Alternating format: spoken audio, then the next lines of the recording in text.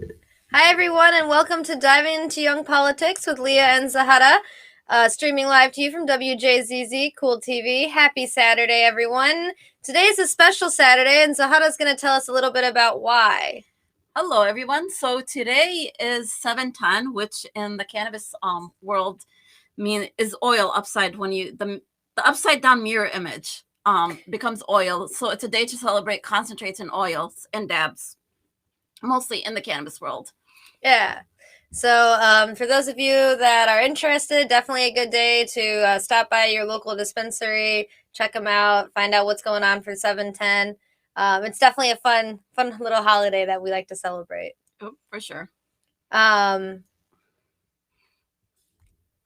So we're just waiting on our guest here.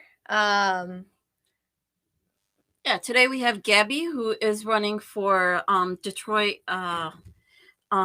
City Council. Sorry, I was gonna say. I was trying to remember the district. Yeah, District 6 in Detroit City Council race. So Gabi's been a longtime friend now. I got to meet her last cycle when she ran for county commissioner. Really excited to get to talk to her today about her city council race. And just really looking forward to hearing more about what's going on in Detroit, especially with the recent flooding. We know that Gabi's been really involved in a lot of the relief efforts, documenting the areas that have been affected. So getting some updates on that too would be great. So many last week. So many of the places, Detroit and Dearborn, and I know some other places got like heavily affected. Our neighborhood in Dearborn was one of the places that was heavily affected with floods and so much more. So a lot of people are just getting that cleanup and going through that whole system of trying to get things back on track. So I have an update on where Gabi is. We're having some Wi-Fi technical issues, which, as we've talked about on the show before, broadband is definitely something that needs to be addressed and needs to be expanded. So Gabi will be calling into the show, so we're going to wait to hear it from Gabi. But some other things that are going on today, I'd like to give a shout out to the Michigan Democratic Party Youth Caucus. They have a fundraiser happening in Westland today. It's an Independence Day fundraiser barbecue, and it is at Edward North Hines Drive Park in Plymouth, Michigan. So if you guys are able to stop by today and check out the Michigan Democratic Party Youth Caucus and what they're doing, them and the Young Dems of Michigan, which Zahara and I both belong to, are going to Cincinnati in August for the Young Dems of America convention.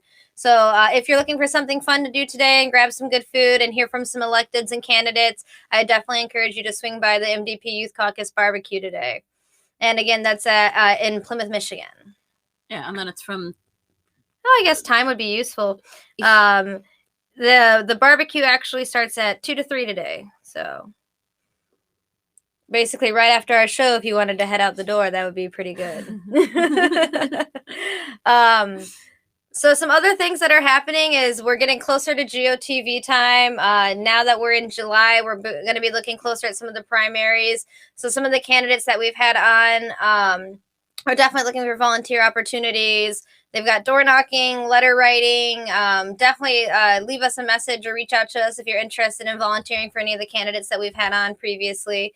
Yeah, and you can just look at who the candidates are by going to our Facebook page and dive into Young Politics with Leah and Zahara. You can also check out Young Democrats of Michigan and look at our endorsed candidates and the ones that have lots of volunteer opportunities throughout the next couple of weeks. And then let me just live. Sorry about that. Making sure that the phone number that we have is working. So again, if you guys would like to call in today while we're waiting to hear from Gabi, it's 313-355-6018 on WJZZ Cool TV. And some other stuff that's coming up this month is we've actually got some opportunities to go volunteer for some candidates from the Young Dems of Michigan. We've got a Detroit canvas launch next Saturday for Denzel McCampbell. He's running for Detroit City Clerk at 3 o'clock, and you can find the details about that out on the Young Dems of Michigan Facebook page. We've also got a fundraiser coming up in Taylor, Michigan on July 23rd from 5 to 7 at the Taylor Dems Club. Oh, and I think this might be Gabi calling in. Hello? Hello? Hey, Gabi. Hi, folks. Sorry about this. No, totally fine. Glad you could call in. Same. How's it going? Oh, it's good. I'm sorry your Wi-Fi was difficult. We were actually just mentioning how we've got to work on expanding broadband. Yeah, that would definitely help so Yes. many people. No, absolutely. Well, thank you so much for calling in, and we'll just kind of get started, everyone. This is Gabi Santiago Romero. She's running for Detroit City Clerk. Sorry, we just mentioned Denzel. City Council. City Council, District 6. So, Gabi, why don't you go ahead and introduce yourself, and you can kind of take the floor over. Okay, thank you both so much for having me. And I really appreciate the space to share about myself. As mentioned, my name is Gabi. I am a community organizer. I'm an immigrant originally from Mexico, but I'm a lifelong resident of Southwest Detroit. I actually still live in the same house that I grew up in since I was 6 years old. And the work that I do is all very personal to me. And I often share about myself by talking about the first time I found out I was poor. So I was in middle school watching my mom cook dinner for us at our kitchen, and I was asking her for new shoes. She told me, Mika, I can't buy you new shoes. And I couldn't understand why. So I asked her, Mommy, are we poor? And she laughed and turned around and looked at me and said, you didn't know we were poor? And no, I had no idea that we were poor, because growing up, there was always food on my table. Our lights always worked. Our heat was always on. And it was really later in life that I realized the food on my table was often picked up from a local food pantry or a church. My mom was a single mother who took care of me and my little brother. And she worked 7 days a week from the moment that she woke up to the moment that she went to bed to be able to give us what we needed to live our lives with dignity. And she told me to go to school to get a good education, something that she was never afforded to do past the 3rd grade. And so I did that. I listened to my mom, and I got a full ride scholarship to Mercy High School. But that's in Farmington Hills. It's 30 minutes away from Detroit. And as we know, we don't have transit. We don't have good transit. So I had to work at 15 years old to get my own car, to get me to school, to get me the education that me and my family thought that we needed to really sustain ourselves. So I did that. Then I went to Detroit Mercy University for undergrad, studied business. Frankly, that's where I realized how corrupt the systems are and how government works really closely hand in hand to corporations. Thankfully, Rashida Tlaib was my state rep at that time. And her, along with Senator Chang and my councilwoman, Raquel Lopez, have always encouraged me to be engaged locally, be engaged in politics, and they've always seen me engaged in the community, and they've asked me to run. So I'm running because I've been inspired to do so. I've been asked to do so. And running for city council really feels like I'm answering a call to service. As I mentioned, I have a background in social work. So I got my master's in social work from the University of Michigan, and have been doing community organizing now for the past few years. I'm the policy and research director at We the People Michigan, an incredible organization that I am. I'm going to transition out of this month to fully work on the campaign. I've actually been working part-time and running the campaign part-time, and trying to live a life that is really hard to do. But it's been going really well, and I have an incredible team. I think it's going really well. I'm really excited to see what happens. Awesome, Gabi. Thank you so much for sharing your story and telling us a little bit about what brought you to here today. Yeah, that was really inspirational. So you're running for one of the districts in Detroit. What is it that you feel you can get done in that seat? So city council members have so much power, and they're able to do a lot of different things. For me, some main focuses, as I mentioned, District 6 is, encompasses Southwest Detroit, but it also encompasses downtown and midtown and Corktown, communities and neighborhoods that are being gentrified, that have been gentrified, that are changing. But then we also have 4217, 4210 where I live, zip codes that have not seen the same kind of investment as others. And for me, definitely want to make sure that while I'm in that seat, the zip codes, the neighborhoods, the residents that have felt ignored, that are constantly being ignored till this day, are being listened to. So while I'm knocking on doors, I have people letting me know that the trash comes every other week, maybe every 3 weeks, and it used to come once a month. And then you would just have piles of garbage. For the things that I'm hearing are residents are paying their taxes, pretty high taxes, to be living in the city of Detroit, to not have any services actually functioning or getting done. So to not really see a rate in return for what you're doing is incredibly frustrating. And people feel frustrated, ignored. They feel like they're doing their part, but the city is not doing their own. So want to make sure that we are servicing people, giving them their basic needs, because we really need, we need city services. With that, we need investment in safety in neighborhoods. So in my neighborhood, 4210, there are a ton of abandoned buildings, missing streetlights. I can't walk my dog around my own neighborhood. There's way too much glass on the floor, which isn't okay. So making sure that we're investing in neighborhoods as well. And I think one last thing is just investing in really protection for our environment and for our residents. 4217 is one of the most polluted zip codes in the state, and it houses Marathon Refinery. Southwest Detroit over by Clark area will now have a new bridge coming in. There is a ton of truck traffic that's happening, and it's all just really bad for residents and for our health. So there's a lot of things that I want to be diving into, but those are a few. Wow, I was going to say, you have quite an agenda of things to tackle. Yeah, I mean, Detroit is a really nice, it's just been neglected or hasn't had the services that it needs for such a long time. Because I remember when we were younger and we used to live in Detroit, I mean, what made us move back is back then, like, my seizures were really bad. And a lot of times I would stop breathing and the ambulances would take 40 minutes to come. So my mom had to learn to resuscitate me on the phone one of the times that it happened. So that's, but the area, the neighborhood that we were in, I mean, we loved the area. We loved, like, you know, the people there, but it was just, it was too much of a risk to be there when you needed to be resuscitated. Yeah, the resources weren't there. Yeah, most definitely. So, Gabi, can you tell us a little bit about what got you to really decide that politics was your path? I know you shared a little bit about, like, how you realized things were kind of messed up and you needed to do something, but how did you know that this was, like, what you were going to do? I honestly never grew up wanting to be a politician. Frankly, I always grew up protesting them. And I remember the first time that I was told that I should be a politician, I was also in middle school. I've always been very engaged and involved in my community.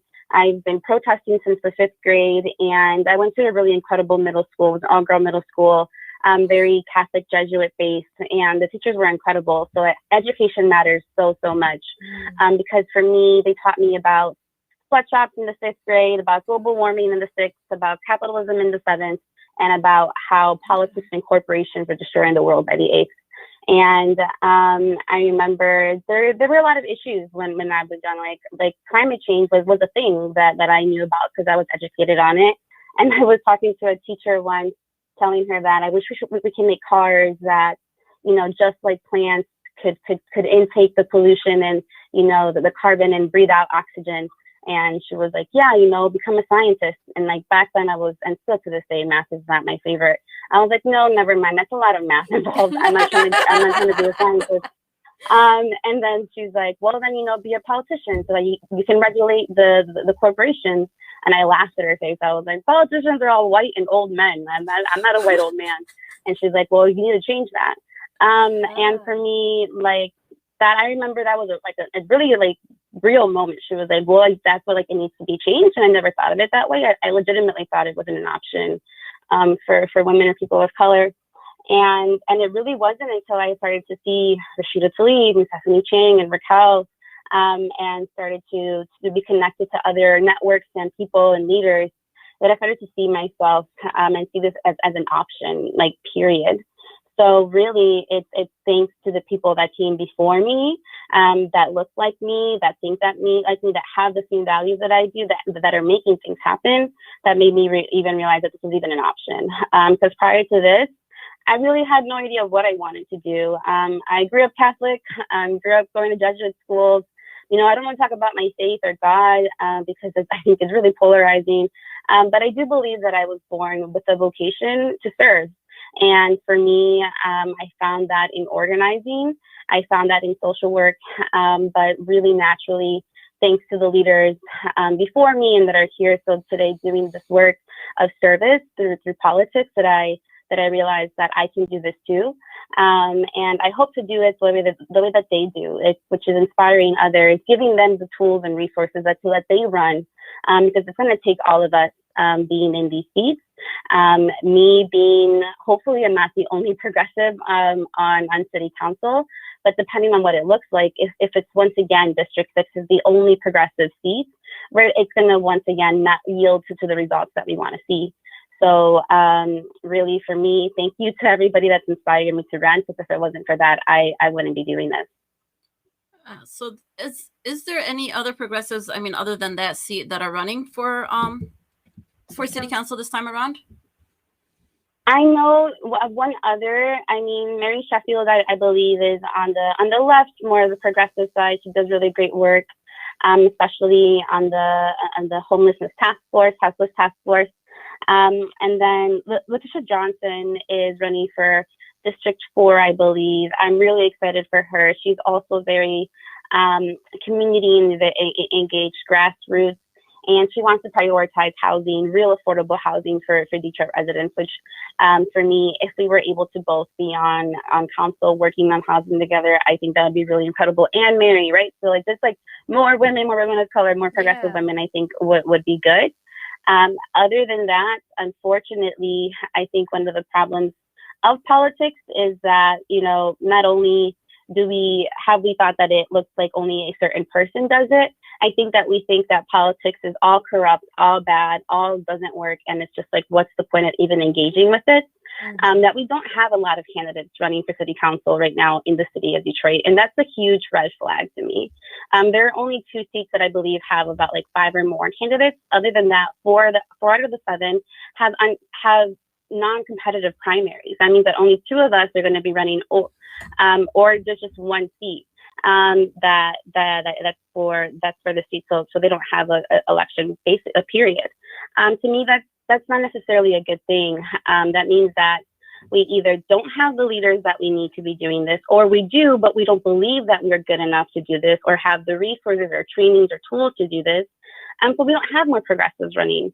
So for me, that's a huge red flag. I think part of my job on council and even while campaigning is to plant the seed that we need more progressive, more young people, more queer folks, more immigrants, more folks running for these seats, because we just aren't, and we can, and we do have the skills and resources and tools and lived experience to know what are the solutions that we need for the issues that come up on council. So I think right now it's only about 2 of us that are progressive, but I'm really hoping and praying that moving forward, next elections, we have more candidates that are running, really well qualified candidates, or that we have a pipeline for them to feel that they can run for a seat in their district and serve. Yeah, I think that there's a lot there that you're mentioning is, you know, people have a hesitation to get involved in politics because I think there is that conception of what a politician looks like. You know, that isn't me, you know, like that can't be me as a politician. And, you know, part of why we started this show and why we do a lot of our organizing is to try to get more young people in a position where they can get ready to run for office. Yeah, and where they see, like, you know, they're able to learn from the ones who have run or the ones who are in office, because like we don't have a lot of younger progressives in office, but the ones that we do have, they do inspire so many people to get up and start doing the work and get involved in things. And I think that's really important. I mean, it's winning, of course, is a goal for a lot of people, but I think just being in the race and starting and running and just being part of that movement inspires and can do so much change. Yeah, and the conversations I'm sure you're having with residents. I mean, I know Detroit is pretty politically engaged, so I would imagine that some of these conversations they've had before, but you know, you're having more progressive conversations, more people-centered conversations. And I think that that's really crucial to make people realize that they can run on these issues. They can run as a real person and say, you know, like, she did it, they did it, so I can do it. Yeah, and even if like, once again, you don't win, but starting those conversations so people can be like, oh no, this is something that's important to us. We're gonna start talking more about this. You know, start taking this to our elected officials. Let them know that this is what we want, instead of the way things have been done for so long. And it's hard. Changing things is. I mean, there's some things that we've been trying to change for like what 2-3 years. It takes time. Yeah, and then there's other things that we've been working on as a country for decades and decades and decades. Yeah, so. and it's progress. Yeah. So how would you say people have been receptive to the campaign? Are they excited to hear like the issues that you're focusing on? It sounded like you had a lot of community input on your issues as well. Yeah, and it's been going really well. And I did run for office last year. I ran for county commissioner. It was my first time running, and I did lose. It was during the pandemic. I wholeheartedly blame the pandemic. Nobody trained me how to run for office during one. It was also just a really horrible time. And I ran to win. I had a plan to win. I was going to do that. I don't just do things lightly. And the pandemic hit. I literally felt paralyzed. And I didn't know what to do. And it felt awful because people were literally dying, like left and right around me in my community. And it just didn't feel right to try to talk to them about issues. And the biggest issue was glaring in our face, or to ask them for money or to vote for me. So I transitioned over my campaign for a few months. Actually, for like 3 or 4, from about March to June, to mutual aid work.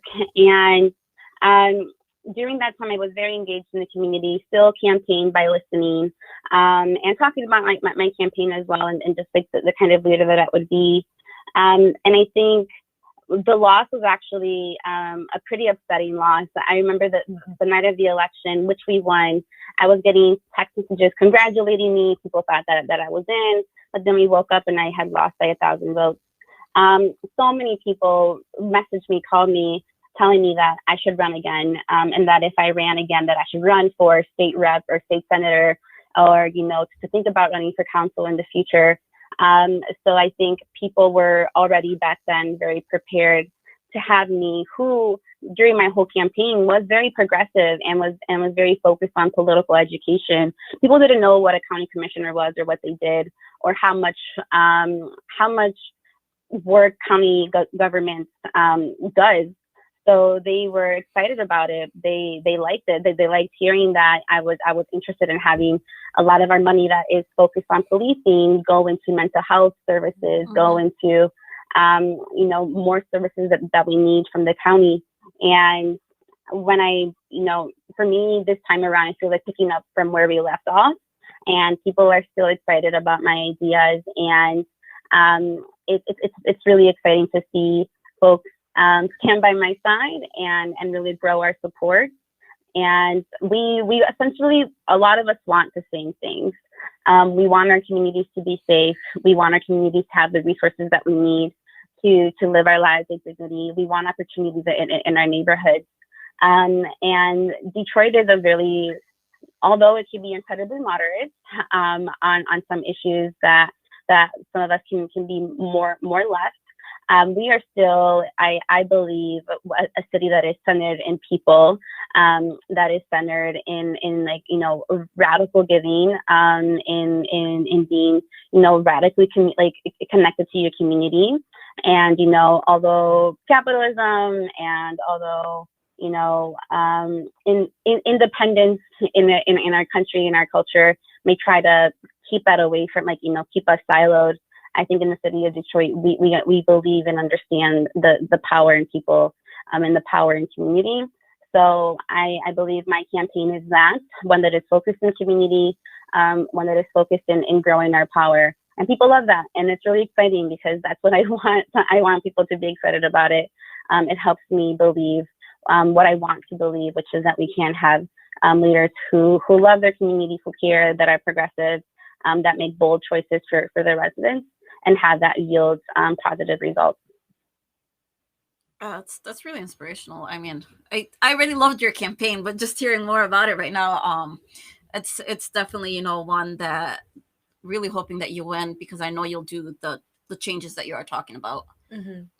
And thank you for sharing your story about what it was like last cycle. I know, so I was managing a campaign during COVID, and you're right, none of us were prepared for that. None of us knew how to campaign. And similarly to what you were saying, I felt uncomfortable campaigning because it was more about getting the food banks together and the mask drives together and helping friends figure out unemployment issues.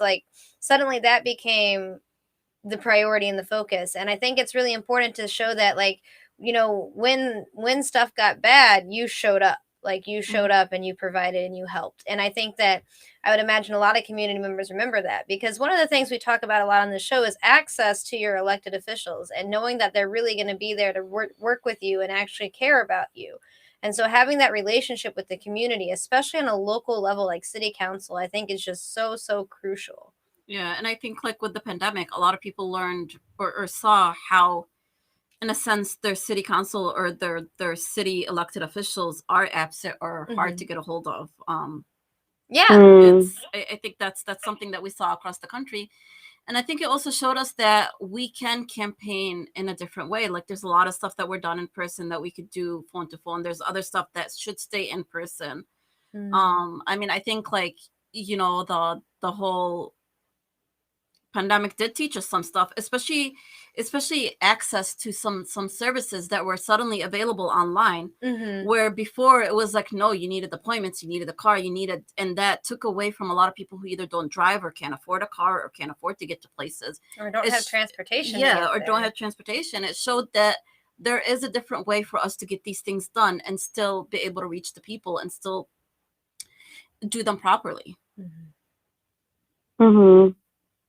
Yeah, most definitely. Yeah, we still have a lot to learn from everything that happened. A lot. Yeah, I'd say it was quite a learning curve, that's for sure. And I think it speaks a lot to being rooted in community. When you're responsive to the community, you change with what is needed from the community at that time.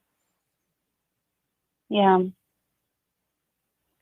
no, I would agree. I think absolutely the streamlining of services it goes to show how much we actually can do. I think it was great for our elections. Really, we saw that, you know, people are able to get absentee ballots, applications, and ballots mailed to them safely, so everyone had access to votes.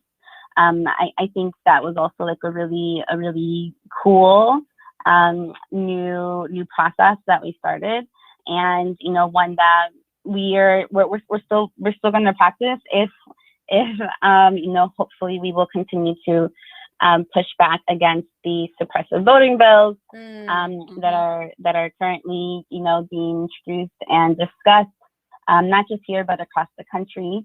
And, you know, the need to keep those systems and processes, because not everybody wants poor folks or folks that don't have cars or access to getting to the Secretary of State to be able to very easily change their you know, update their plate. I don't know, it's just like incredibly expensive to be poor. And I know, like, if I didn't care about poor folks, I'd be like, well, like, you know, too bad, make them show up. The same way Republicans are saying, you know, well, too bad, you know, make voters who want to vote show up with their voter ID card, and you know, it has to be before 5 p.m. It has to be during these 3 different days, and we're going to have 2 people, you know, overseeing their every move while they're there. I don't know, there's just like a lot of ridiculous things that can happen if we don't continue to fight for the systems and processes that we have now. Yeah. What a lot of people do not realize is that's lawful voter suppression. It's voter suppression. It's just allowed. And that's one of the systems that we have to change, is like, you know, everybody should have the ease and what they need to be able to go and cast their vote. Yeah. Which, like, you know, right now within the House and the Senate, these bills and things that are moving through it, like, it shows how important elections are. For us to have the majority, that would be, we wouldn't have to worry about these bills as much, right? Like, we would know that we have good senators, good House reps that aren't going to try to lawfully suppress the vote. But right now we're seeing like highly contested debates about this, and there's a good chance that we may see some bad bills pass at some point. And so we have to be ready to fight back against those bad bills. And we have to hope that Governor Whitmer will be able to veto a lot of these things that are coming up. So we, again, talking about elections, protecting Governor Whitmer in this upcoming election is another crucial thing that we're going to have to be doing. Because we have to have as many people with access to the ballot box as possible, because our democracy works best when the most of us are involved in it. Yeah, and when, you know, the people who are voting are educated about the issues, because I mean, I remember before I got involved in politics, I didn't understand what half the issues or half the people that run, or what's it called, they do, or what's it about, or what this, you know, race does, all of that. So we need a better way to educate, like, you know, the people about the importance of a lot of these issues or a lot of these races. Yeah, most definitely. Yeah, so just to let everybody know, you're watching Dive Into Young Politics with Leah and Zahara, on live streaming on WJZZ Cool TV. You can watch us on Facebook, YouTube, Twitch, and Twitter, and other top social media platforms. Like, follow, share, comment, and subscribe. Thank you for watching WJZZ Cool TV, the coolest station in the world. Thank you, Zahara.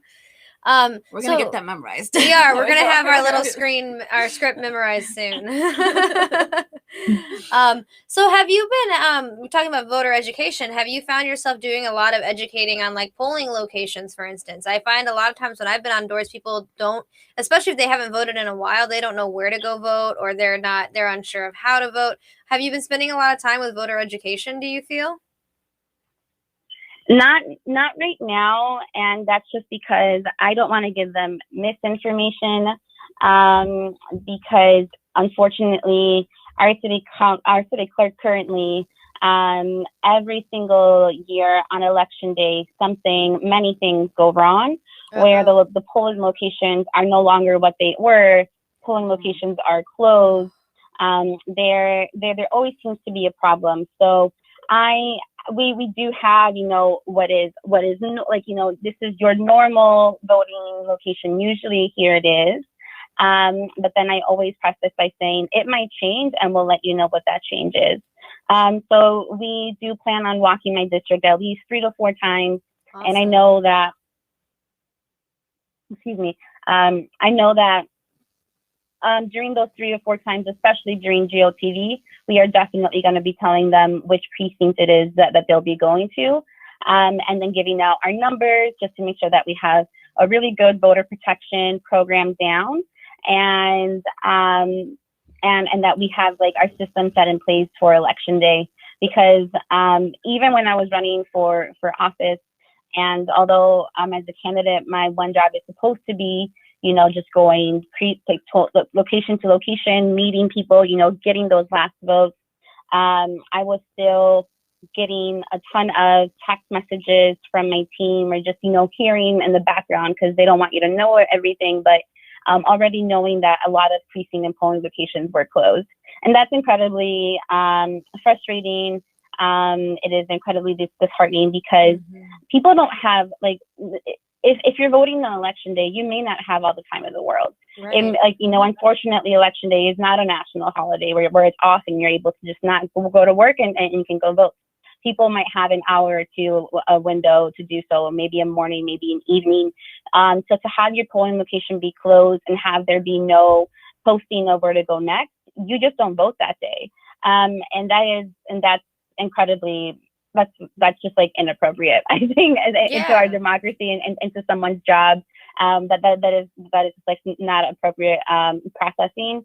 So I think for me, what I'm doing for voter education is letting them know that we have a really, really good candidate, you know, Denzel Campbell, running for city clerk, who will make sure that our city clerk is top notch, that they are doing their job well. Because currently I can't tell someone with full confidence that this is your polling location, knowing that might change on election day. So what advice would you give people if their polling location changed? Would you tell them to just mail in, or drop off the ballot? Is there a location for them to just do that? Like their absentee ballots? So there, especially last year, there were a ton of ballot drop boxes all around the city. Awesome. Last I heard, the Secretary of State made a map of where those were. Unfortunately, our city clerk once again made the mistake of removing ballot boxes. So ballot boxes that the county, I know, used CARES Act money for, money that's supposed to be going to COVID relief, was used to put on ballot boxes. Like now look, I, more than anybody, loves democracy and loves a good ballot box.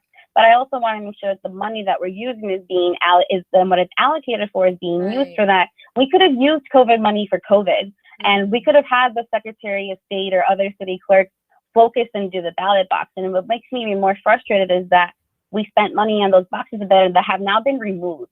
So we essentially used them for that one time when we could have been using it towards COVID. I don't know. It's like, it's all very great, but for me, that's very frustrating to know that now, we did use the money, we spent it for that, okay, but now they've been removed. So I think the best thing to do is, I'm not really sure what number will be used, but there is always a vote protection program, a GOTV program that is put on many times through ACLU with Michigan Votes, and there's a number, I don't really know what that is yet, but that's what I would suggest is to follow organizations that work on voter protection, because they will have a number to call in to report if a precinct's been closed, and then I would also suggest calling the city clerk's office or the elections office, and asking them where to go. The other thing is that you can drop off your ballot. There is a drop box in front of the elections office in the city of Detroit. So there is that. Anyone that if you have your ballot, you can drop it off in front of the elections office. But I would suggest dropping it off there. If you're voting in person and you don't have a ballot, I would call those numbers. I would look for those organizations and call them and see where is the nearest precinct that I can vote at, and they'll let you know.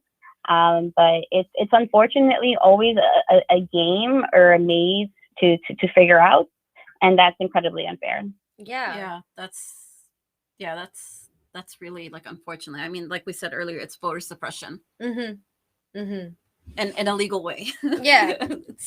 And again, you mentioned the city clerk's races, having a strong city clerk that's going to make sure that we have open precincts and regular polling locations. That's so important, because otherwise we really are putting a literal blocker on the people's vote. Yeah, and just education, because so many people do not know that they can vote, or they don't know with the passing of Prop 3, as long as it doesn't change, that you can vote.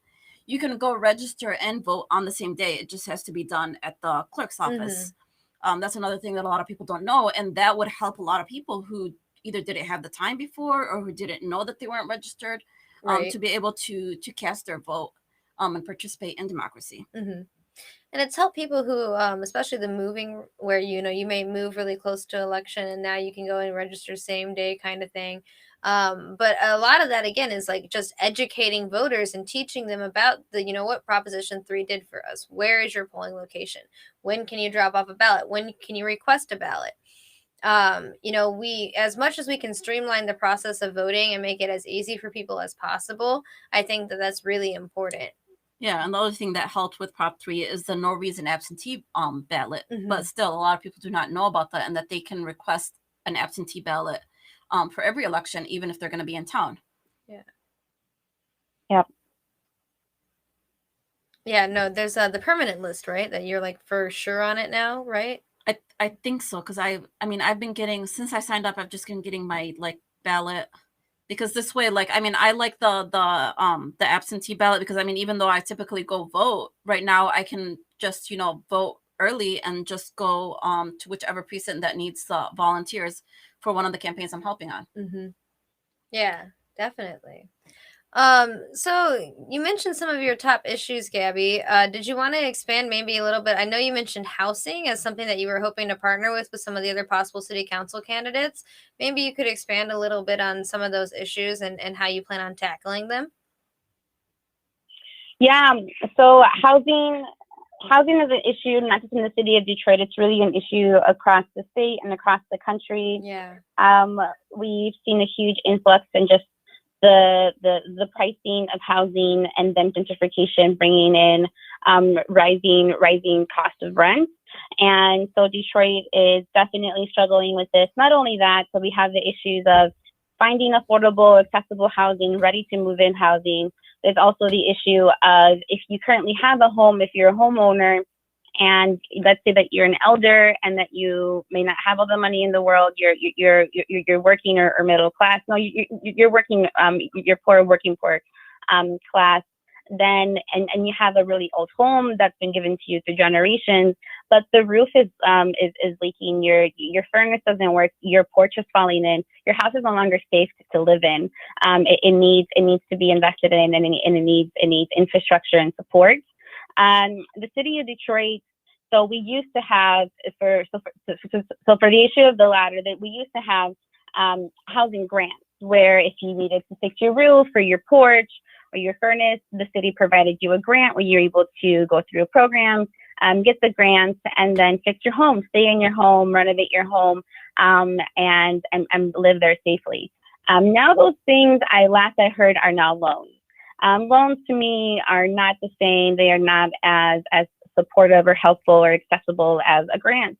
Loans, I believe they're asking for credit support. They're asking for, there's just a lot more, there's a lot more in the process that people have to navigate. There's a lot more to navigate that we just don't need people to be navigating when they already had an issue of maybe a roof that's collapsing, which is very true and very real.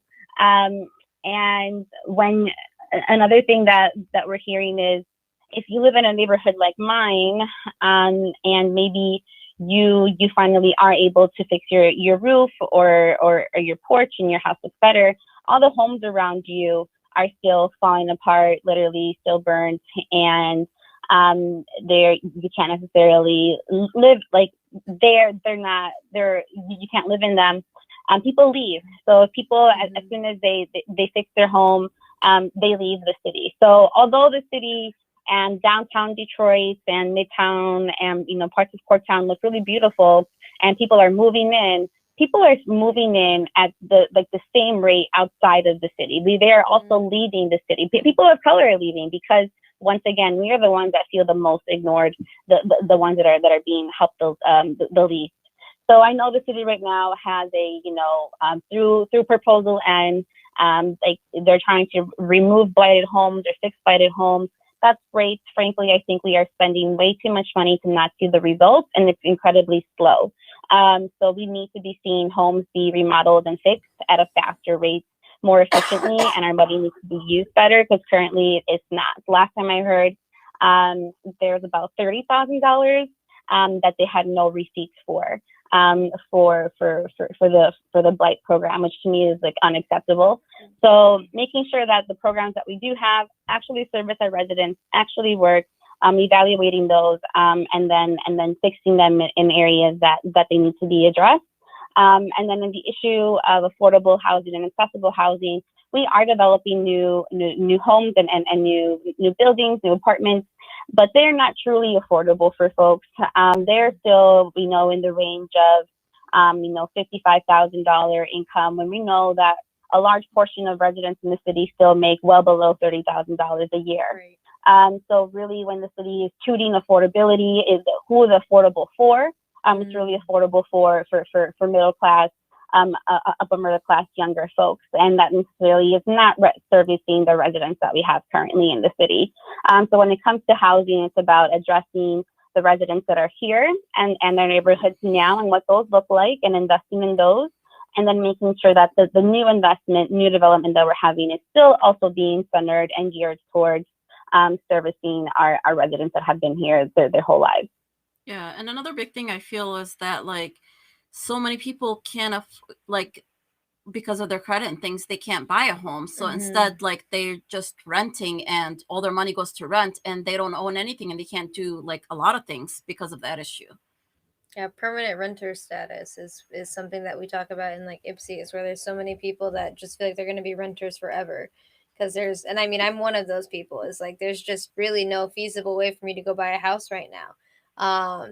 And then I have friends who have decent credit or good credit, and they're still in the same spot where they're like, we just can't take those loans out. I'll never pay it back. Yeah, and instead, all your money goes to rent, but you're never owning what you're. So it's. I mean, if you're gonna stay there and you're able to, okay, that's a good thing. But for a lot of people, they're never gonna be able to have that. Yeah, and just having the houses available and the places available for families and for young individuals to move into, I think, is another priority. You mentioned a lot of houses that you just can't live in them anymore. And so like somewhere somehow we have to invest in like revitalizing that so that we can find a way to make them, you know, now livable but also affordable, and really affordable for the community, not affordable for a disconnected number, but actually affordable for who we're talking about. Yeah, or you know, a lot of these things become affordable for investors to come in, take over, and just increase the prices for the residents, because okay, now they revitalized it in their way, but the people who have been living there for a long time, they can't afford that stuff anymore. Yeah, yeah. So it definitely sounds like you have quite a task on your hands there. Yeah, we will be busy. It'll be fun. Yeah, and I think, you know, it's a rewarding busy in some ways there. Like you know, I oftentimes will have this conversation with people, and I'll ask them, you know, why aren't you at a rally or a protest or a march? And a lot of times they're like, well, because I'm busy trying to make sure that I have a roof over my head and food in my stomach, and you know, and so for a lot of when we talk about encouraging young people to run for office, or encouraging people to be volunteers on campaigns, or to be a legislative aide, you know, in any of these sorts of ways of like getting involved, well, first their basic needs have to be met. And if we're not meeting the basic needs, then we can't really ask them to go the extra mile. And so like we have to find a way that our communities, that our governments are providing these basic needs and are making it accessible. And a big thing is eliminating student debt and just making college more affordable for people, because I think there's so many people that want to be in college and are in college, but then it's like, okay, their whole life is just about repaying or figuring out a way to be able to stay like in school through the whole thing. Yeah, most definitely. So once again, you guys are watching Dive into Young Politics with Leah and Zahara, live streaming on Facebook, YouTube, Twitch, Twitter, and other top social media platforms. Like, follow, share, comment, and subscribe. Thank you for watching WJZZ Cool TV, the coolest station in the world. Yeah. So, Gabi, I don't know, housing may be it, but what would you say is your personal, like, biggest thing that you want to tackle first? Your issue that is, like, your number one thing? I think for me, it's going to be definitely going in and evaluating how much need there is. So I don't know what I don't know, and there is, I think, a lot of listening that needs to be done, and a lot of understanding of issues. I understand them in how I know, but there's also just, I think, a lot of things. And for me, the more stories that I listen to, the more data essentially that I collect of what is going on in our city, the more I'm able to prioritize neighborhoods and zip codes. For me, I have a background in policy and evaluation. I'm a community organizer, and I am like very, very organized, and I want to be able to literally put on a list, you know, these zip codes have not had their garbage picked up. They don't have any street lights. They have tires that are being accumulated in empty lots. Like, these are all very real things. But there are many places in my district that look like this. So as I'm knocking on doors, as we're walking the district, I am collecting those stories and prioritizing which parts of my district have not received care or love from our city. And I know that there's a lot of parts that feel ignored, and definitely want to be making sure that they know that, you know, there's somebody here to service them. I think my councilwoman did a really good job at streamlining newsletters and you know, both online and print. She does an incredible job at every summer. She knocks on doors with students. So it's going to be making sure that I continue to build off of that work that she started, and to talk to the residents that, you know, may still feel the need to be listened to, like that they still have not received what they needed to be building off of that. We can't do everything, but for me, it's definitely making sure that the folks that need the most care and support are listened to and cared for first. And really, I think the biggest things are going to be those basic city services. So the street lights, making sure the garbage is picked up, making sure that areas where water is still being shut off, that I'm advocating that it's not. So it's going to be diving into those issues because, as you just mentioned, people work better, we all function better when our basic needs are met. So I want to make sure that people feel that. Most definitely. And I think you're in a really good position to do that with a city council seat. Is something that local and that basic of just needs in the community is something I feel like you really will have the purview and influence on. So that's fantastic to hear, and hopefully you're able to really get some good changes started for the city and especially for your district. Yeah, no, I'm excited. I'm excited to hopefully see you as this next city council person, and I really do think that it sounds like you're listening to the community and you're asking them more what do they need instead of telling them what they need. And I think that's something else that makes us get tired of politicians a lot of times, is they oftentimes will tell us this is what you need, and I'm like, well, you didn't ask me what I needed. Yeah, they don't take the time to take the input from the community that they're supposed to be serving. A lot of us like to share, so I'm a big Sunrise Movement supporter and volunteer. I'm also Michigan United trained, and one of the things that we talk about a lot is giving people opportunities to tell their stories and to really share in a story mode. Both you share your story and listen to theirs, and they share theirs with you. And it's all about building that relationship. And for me, I'm a field director, so being on the doors is where I love to be, to have those conversations, because I think you can't really meet someone more just face value where they're at than knocking on their door and you've got kids screaming, dogs trying to run out the door, and the mom's like, oh, what do you want? Yeah, I think during the pandemic that was one thing that a lot of people missed is that like face-to-face connection with so many. Would you say when you're talking to people, are they excited to see you in person and to be back to social events versus the Zoom and the phone calls that you would probably do? Oh, yeah. No, for sure. I think Zoom is pretty draining and exhausting, and it is really nice to see people in person again. And when they see me, at first I was a little worried. About what it would look like to have me in your dory during still a pandemic, but we were masked, we're safe. And there hasn't been any negative or backlash yet, so we're good. That's awesome to hear. Yeah.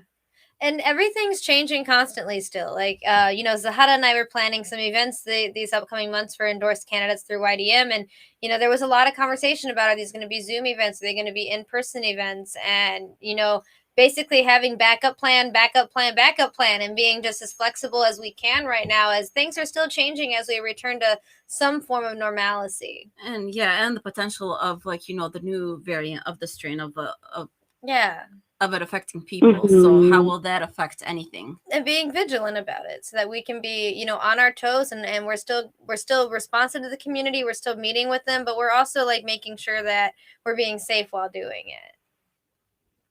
Well, Gabi, why don't you go ahead and give us some of your words of wisdom or last thoughts, and make sure you tell people how to find you on your campaign and what they can do to get involved. Yeah. Okay, well, thank you so much for, again, having me, and I really appreciate this conversation. I guess words of wisdom. I would say, and I always say this, I don't know why I think it's so wise, but I say to just do it, even if you're scared. Start even if you're scared. Take action even if you're unsure. Because I think starting this is the hardest part. For me, I got involved just by showing up. I started to simply, as basic as it sounds, started to attend the community meetings, started to call in to my legislators' town halls or coffee hours. So get engaged and just start, even if you think I have no idea what I'm doing or I have no idea where it's going to take me. That's okay. I really believe in the universe, and that things happen for a reason, and that your path will lead you to where you need to go. And the more that you do, the more that you learn, the more that you're able to figure out your path and where you're going. So for me, I think that's important and true for a lot of different things in your life, depending on what you're trying to do. But in this sense of local politics and community organizing, I would say if you're not already engaged or involved, please do start. Even if you're a little worried or weary about what that would lead to. And I would add that it's the call to action is that we need to do so in order to really create the change that we need. So I, again, I never grew up wanting to be a politician. Don't believe that I am the one that will save us. But I really do want to encourage and inspire other people, especially other people who look like me and think like me, who are immigrant, who are queer, who are women, who are young, to run, because I don't see enough of us with our value system or with our lived experiences in these positions where I think that our background is really needed. Our empathy, our listening, our caring is something that our skills that we have that I think our states, our country really needs. So please do that, and please support me, because I am someone who is not afraid to say that I'm leading with love.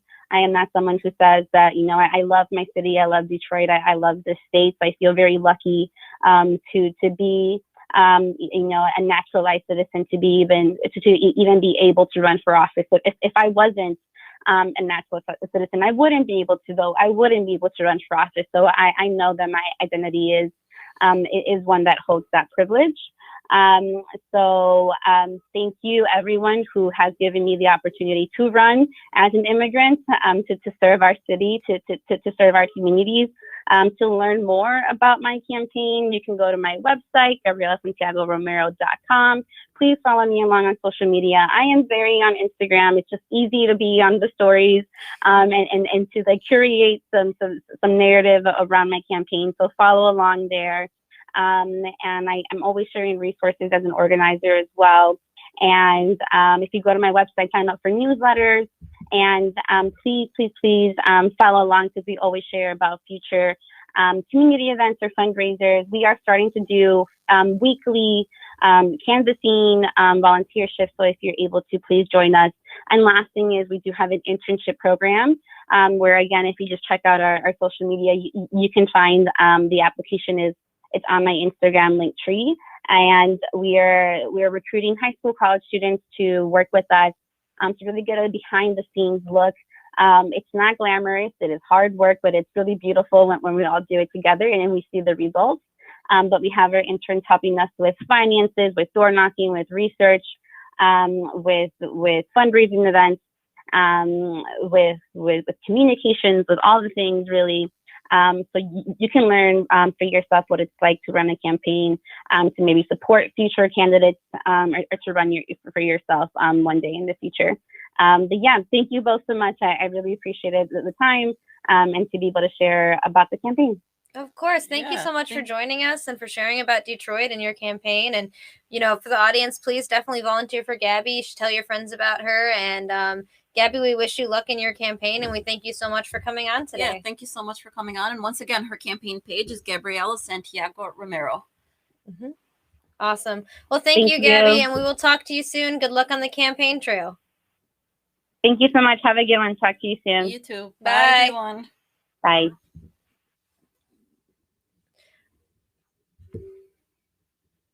All right, everyone. Thank you so much for joining us today. We'll see you next Saturday from 1 to 2. And we appreciate it. I hope you guys like learning about Detroit today and learning about Gabi. And again, if you want to follow anything that she's doing, it's Gabriela Santiago Romero. And we will see you next weekend.